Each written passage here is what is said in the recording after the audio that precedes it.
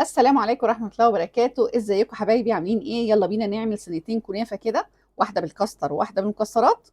تحفة تحفة، زي اللي بتشتريها من بره والله، بس اتبعي الخطوات. يلا بينا نسمي الله ونصلي على رسول الكريم عليه افضل الصلاة والسلام. معايا هنا كيلو من السكر.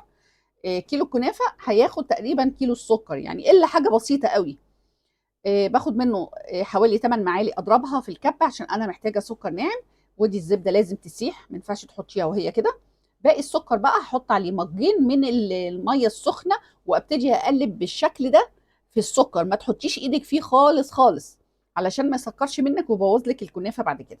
الكنافه بتاعتي هنا ده كيلو، هبتدي اقطعه كده وهقسمه على اتنين نصين يعني، عشان اشتغل. ده نص الكنافه بعد ما اتقطع. حطيت عليه 4 معالق او 3 معالق من السكر البودر، وثلاث اربع برضو معالق من الزبده، وهبتدي اشرب الكنافه بتاعتي كلها. ما اغسبش ولا حته ما فيهاش زبده. ودي من ضمن التكات اللي بتطلع الكنافه معاكي مظبوطه.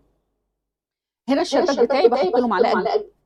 كبيره من عسل الجلوكوز، ومعايا نص معلقه من ملح الليمون، ودول معلقتين صغننين كده من صلصه الحليب او فانيليا الموجود عندك. معايا هنا 3 اكواب من اللبن، عليهم باكوين من الكاستر. عايزه تبدلي الكاستر ممكن تحطي نشا مفيش مشكله، وتحطي معاها فانيليا او برضو صلصه حليب. وحطيت معلقتين سكر بس، لان طبعا احنا مش عايزين نسكر الكاستر قوي، عشان العسل او الشربات هيبقى كتير في الكنافه. انا بحط نص الكنافه في الصينيه، ومش بدهن الصينيه اي حاجه، لان انا حاطه لها زبده كتير ومشربه الكنافه بتاعتي كويس بالزبده. هبتدي احط اي مكسرات انا حباها، جوز هند وزبيب وسوداني، اللي عندك حطيه. وعايز تعمليها ساده بنفس الطريقه برضو والله هتطلع حلوه قوي ومفيش اي مشكله خالص.